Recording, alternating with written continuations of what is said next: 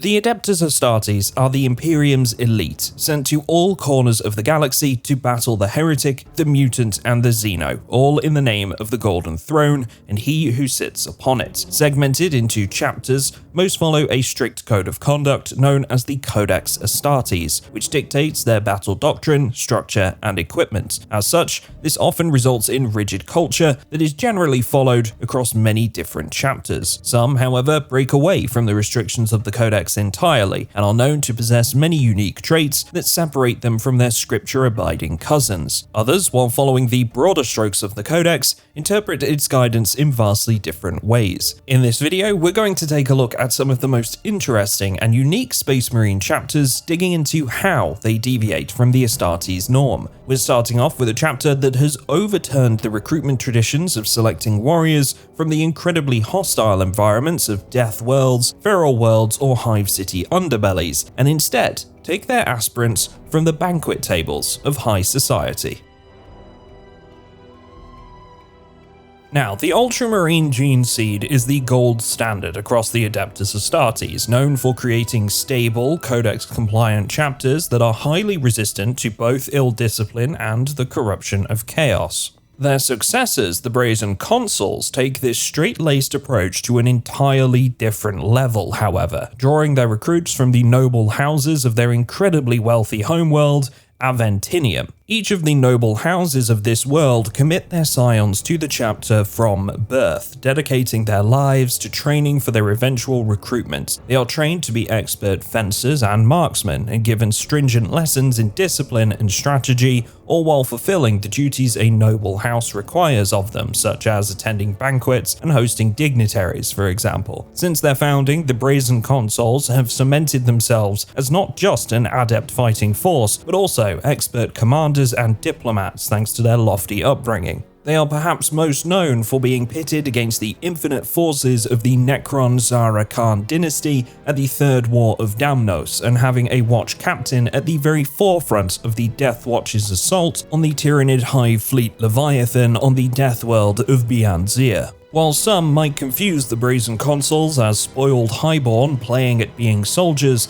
there can be no mistake that these servants of the Emperor do so with great honor, marching forth in the name of their house and the planet that raised them.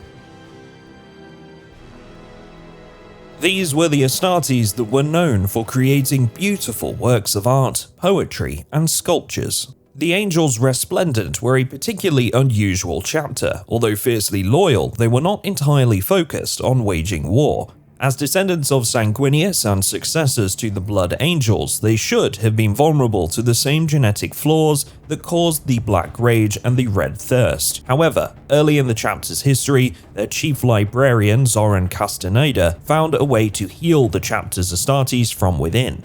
Castaneda would then take control of the chapter when its leaders fell to the illness that he had now cured.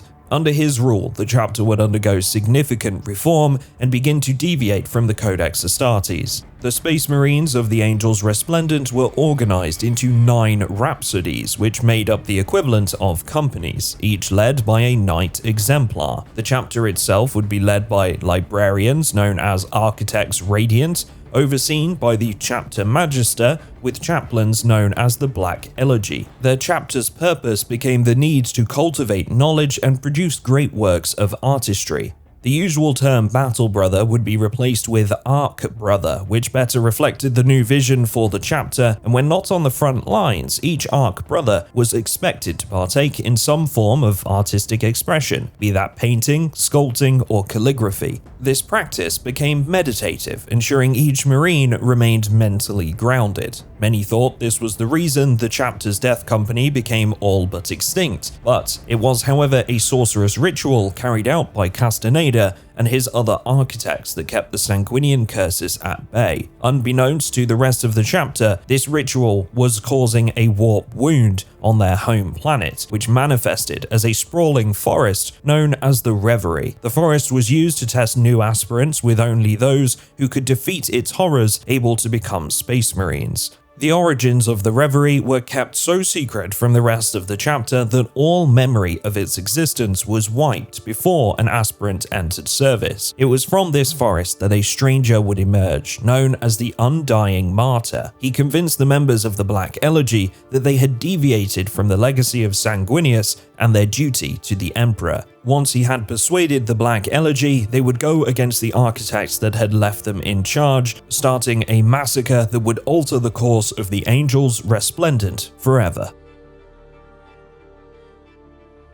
These Astartes once spent their days creating great works of art, but were forever changed by a mysterious stranger that came from within the warp. The Angels Penitent are a Blood Angels successor chapter with a dark past. On the surface, they were artisans, loyal to the Emperor and knowledgeable beyond compare, but underneath the veil, their chapter magister and his architects were using twisted warp sorcery to manipulate their chapter's Astartes. When a mysterious stranger known only as the Undying Martyr emerged from the massive warp wound disguised as a forest that had formed on the chapter's homeworld, he informed the chapter's chaplains of this heresy. Almost immediately, the chapter began to break down. A civil war broke out between those who would oppose the architects and those wishing to defend them, with those same architects ultimately being massacred within the Librarius, which the remaining chaplains then burned to the ground thereafter. Chaplain Malvoisin stepped up to lead the now decimated chapter, changing their war cry from "We shall rise on burning wings"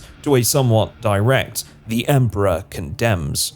Any artistic endeavors were put to an immediate halt, and all of the art previously created was destroyed. Anyone caught practicing the chapter's old ways was threatened with the pain of death. The chapter's Marines would practice extreme self-mutilation and denial as their loyalty was challenged, seeing themselves as the heretics that they once swore to eliminate. The protection offered by the architect's rituals was lost, and many Astartes began falling to the effects of the Black Rage and Red Thirst, the number of Death Company Marines going from almost zero to the hundreds. Even scouts became vulnerable, and the Angels Penitent stood on the brink of extinction at the hand of the curses that they had once put to rest. The mysterious stranger now sits at the head of the Crown of Thorns, a governing body set up by the chaplains. However, some believe that this would-be prophet who emerged from the reverie may himself be an agent of chaos, and that one day the architects will return with the Angels Penitent once again seeking salvation, knowledge, and the beauty of artistry.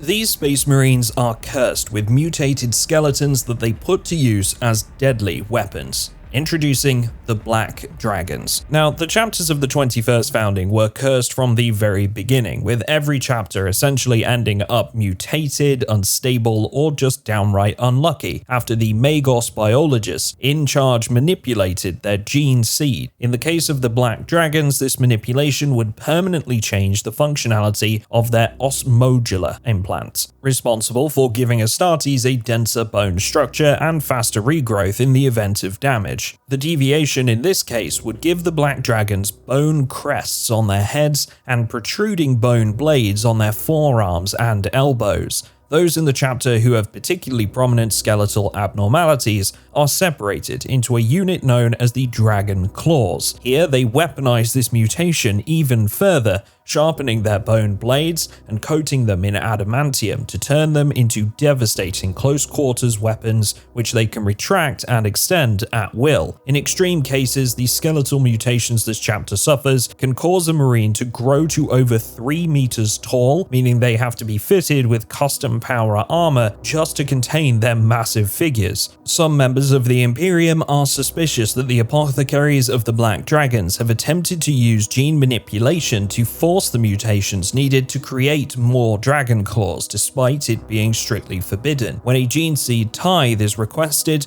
The chapter is well known for refusing that order, waiting until military intervention is threatened, and even then there are questions about whether or not they are actually sending their own stock of gene seeds or one procured by other means to cover up suspected gene manipulation. Either way, the Black Dragons have drawn the attention of the Inquisition, with the latest of their investigations only being stopped by the opening of the Great Rift. What we know for certain is that the soldiers of the Black Dragons are a vicious fighting force, and despite their mutations, they prove to be loyal and highly effective soldiers for the time being. This elite and unorthodox group of Space Marines are plucked from other chapters to squash any Xenos threat that rears its ugly head. This is the Deathwatch. Now, unlike a standard Codex chapter, the Deathwatch do not train their own Astartes, instead drawing from other chapters who have sworn sacred oaths to supply some of their most skilled battle brothers to this elite and revered fighting force. When the Deathwatch calls, Space Marines of the chapter are assembled, rallying at watch fortresses across the Imperium before being deployed to slay the latest Xenos threats. Those who fight for the Deathwatch have the unique honor of painting their armor black, all except for a single pauldron which retains the insignia of their chapter of origin. Their other pauldron is replaced with one bearing the symbol of the Deathwatch, marking them as one of the Imperium's last lines of defense in their darkest of hours. The length of service of a Deathwatch Marine is never certain. Sometimes they are called upon for a single battle, others for entire campaigns that span centuries. Once drafted, they are simply to serve until their watch fortress decides that their duty is fulfilled. When a Space Marine returns to their chapter, they must maintain an oath of silence, never uttering a single word about their service in the Watch. However, some do choose to continue wearing their Deathwatch pauldron as a symbol of honor and duty. The orders carried out by the Deathwatch are not merely the extermination of Xenos, they are also charged with the study of alien devices and artifacts, learning everything they can about how they work and occasionally even using them against their very creators, such as the Catan phase sword taken from the Eldari that has become a staple of the Deathwatch arsenal. First created during the War of the Beast by the chapter master of the Imperial Fists, they were a reaction to the dire orc threat that brought humanity to the very brink of its destruction. Since then, the Deathwatch have established themselves as an invaluable resource, deployable at short notice to any corner of Imperium space wherever and whenever they are needed.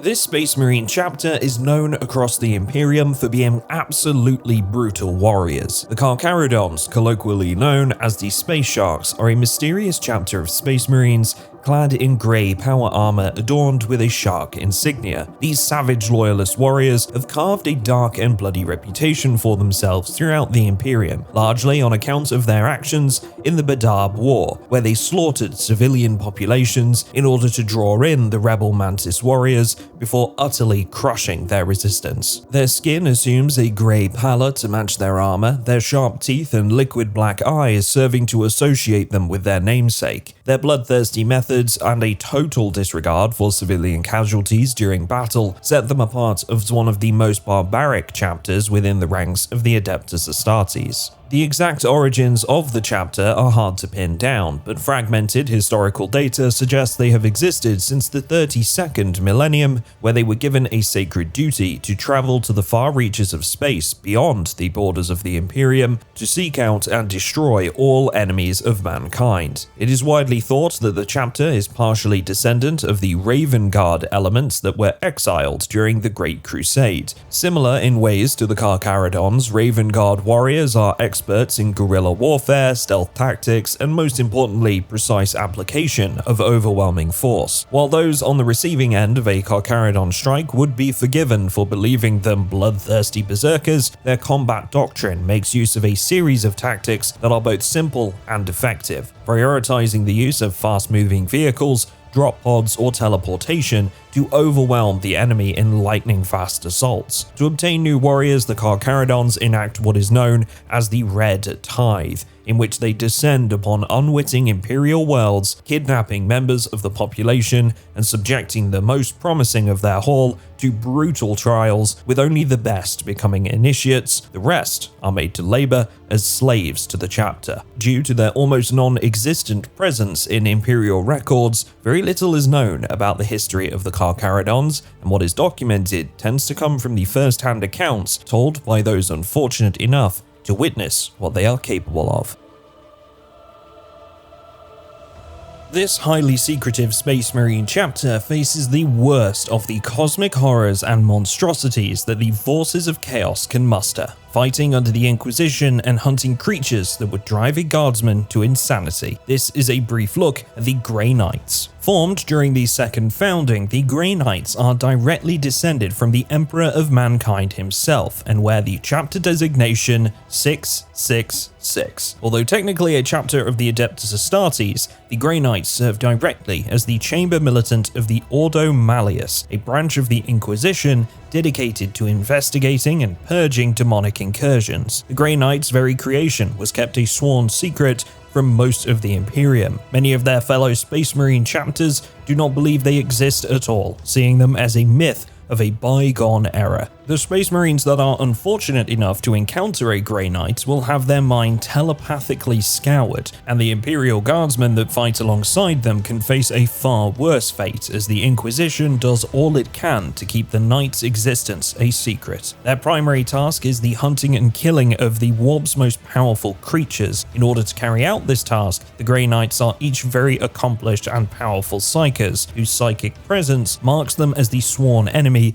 of all the forces of chaos. They are able to channel this psychic energy into a shield known as the Aegis, protecting them from the immense and often totally overwhelming energy produced by the Immaterium. This makes them immune to corruption and capable of using forbidden black magics, harnessing tainted artifacts or destroying corrupted tomes. This shielding is so powerful that the Grey Knights remain one of the few Astartes chapters to have never lost a single one of their number to the temptation of the Chaos Gods. The soldiers of the Grey Knights are organized as brotherhoods, each containing roughly 100 Space Marines and led by a single Grand Master. These brotherhoods are then spread out across the Imperium space so that they can be called upon by the Ordo Malleus whenever and wherever the demon scourge arises. This Space Marine chapter's recruits are deliberately possessed by demons to strengthen them against the horrors of the warp. Created in the 13th Founding as successors to the Imperial Fists, the Exorcists are shrouded in secrecy. Their gene seed is taken from particularly resilient stock, making them versatile, highly capable warriors, traits that were incredibly useful during the battle for Totem 4. They were tasked with liberating the planet from the chokehold of Keriath the Shrouded and his horde of demons. Many others would have folded under the pressures of the warp, however the Exorcists proved to be extremely resilient. Their chapter master, Enoch Trismegistus, was even possessed by Keriath directly at the height of the battle, but was remarkably able to channel this demonic possession to awaken his own latent psychic abilities and banish Keriath back to the Immaterium. Once the Plutonians, a radical sect of the Ordo Malleus, heard of the events on Totem 4, they would interrogate the Exorcist chapter master to find out how he had managed to use the warp to his own advantage. Once a consensus had been reached, the Exorcists and the Plutonians would begin working to create more Astartes capable of resisting and utilizing these powers. Early on, the process of training these new battle brothers was incredibly crude, the high failure rate driving members of the Ordo Malleus mad. But as time went on, they were able to refine their training to create a chapter of highly capable warp-resistant fighters. Known as demonic possession therapy, this torturous act takes place in the heart of the chapter's fortress monastery in the Hall of Tempering. Under incredibly tight security, each neophyte is possessed by a minor denizen of the warp for 12 hours, exposing them to the same psychological torment faced on Totem 4. Although most now survive, requiring only minor reconstructive surgery, Some still have to be terminated on account of being so physically and mentally misshapen that they simply cannot be allowed to survive. After this, they are taught the 666 verses of the Book of Exorcisms, and yes, that is exactly how many there are, and armed for combat with demons before being sent to a demon world as a trial, closely watched by the soldiers of the Grey Knights in case they turn to the forces of chaos. Those that are lost become known as Broken Ones and become living prisons for captured demonic entities, cursed to live forever in the twisted reality of the warp. The highly abnormal training practices of the Exorcists may just make them one of the most unique chapters of Astartes to exist in the 41st millennium.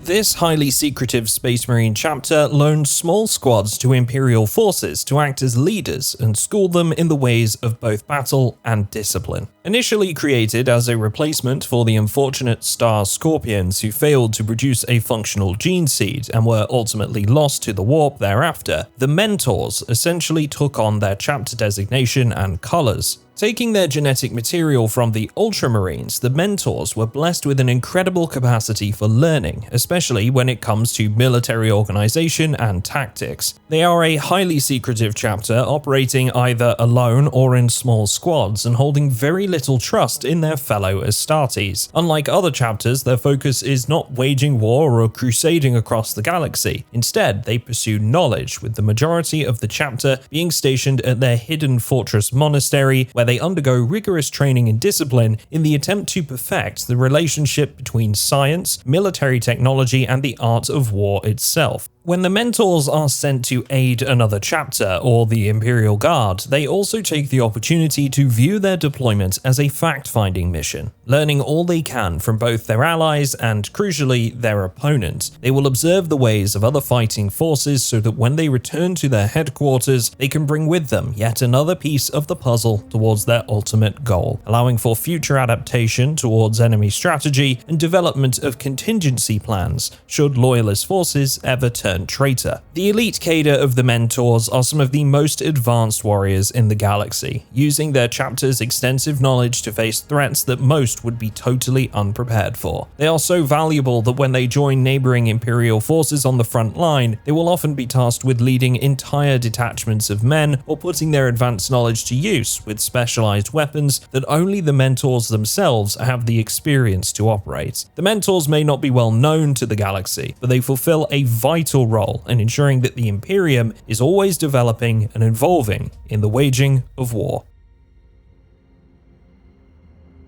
These Space Marines stood upon the walls of the Imperial Palace against Horus's legions as they attempted to end humanity once and for all. The Excoriators were given a single purpose in this very moment: do not lose. Now, the Excoriators are a second founding chapter who were split away from the Imperial Fists by the reforms of the Codex Astartes. During the worst moments of the Horus Heresy, the Marines who would later become the Excoriators were entrusted with the duty of defending the Emperor's seat of power, the Imperial Palace, against the tide of Horus's heretics. It was during this time they developed their survival no matter the cost mentality, choosing to stand fast rather than retreating, instead relying on the attrition of their enemy to ensure victory.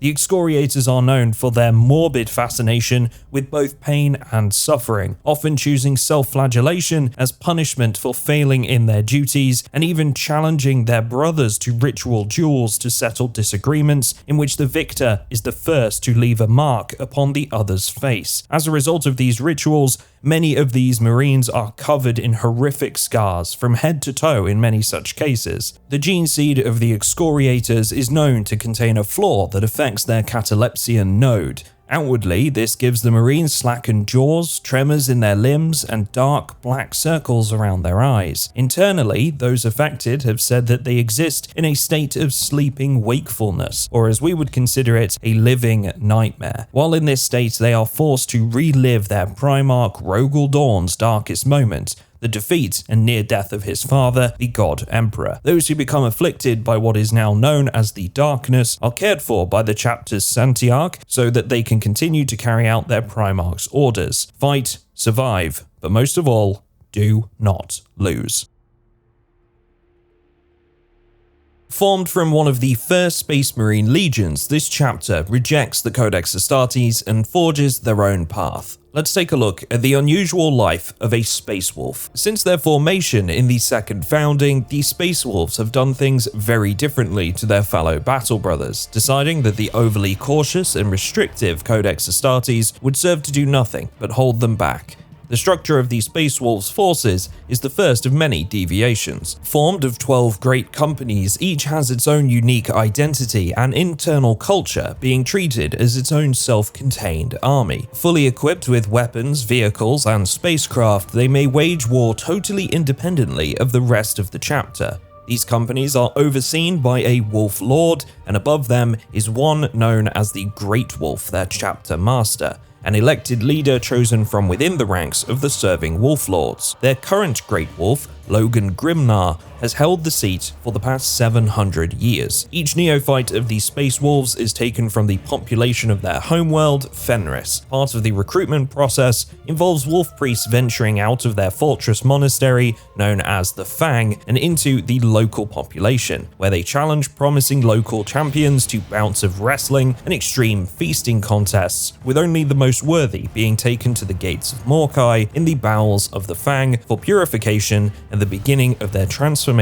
into a Space Marine. The gene seed used to create a new Space Wolf contains a mutation called the Canis Helix, which transforms a Space Marine in a number of ways, such as hypersensitive sense of smell and hearing, and a vastly enhanced ferocity in battle. The recruit will grow up to 80% larger, their bones will begin fusing together, and large, sharp fangs will sprout from their gums. Now known as a blood claw, the neophyte will undergo a series of trials and rituals, including drinking from the Cup of Wolfen, which originally belonged to their Primarch Leman Russ, and taking part in the Test of Morkai. This test involves the recruit being taken far away from the safety of their fortress, dropped in the middle of a harsh wasteland with little to no gear, and then being told to make their way back, all while undergoing the excruciating transformation caused by the Canis Helix. Not all will pass this test, however, with some falling to the curse of the Wolfen, a potential side effect of the same gene seed mutation that gives the Space Wolves much of their enhanced characteristics. Should they succumb to this curse, they will become wolf-like mutants, entirely feral and left in the wastes of Fenris to prey on future aspirants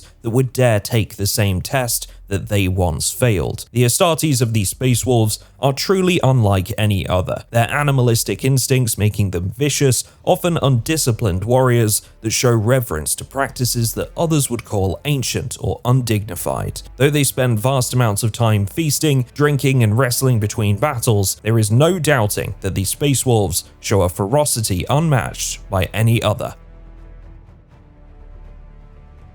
This Space Marine chapter is responsible for containing terrifying supernatural horrors in Warhammer 40k.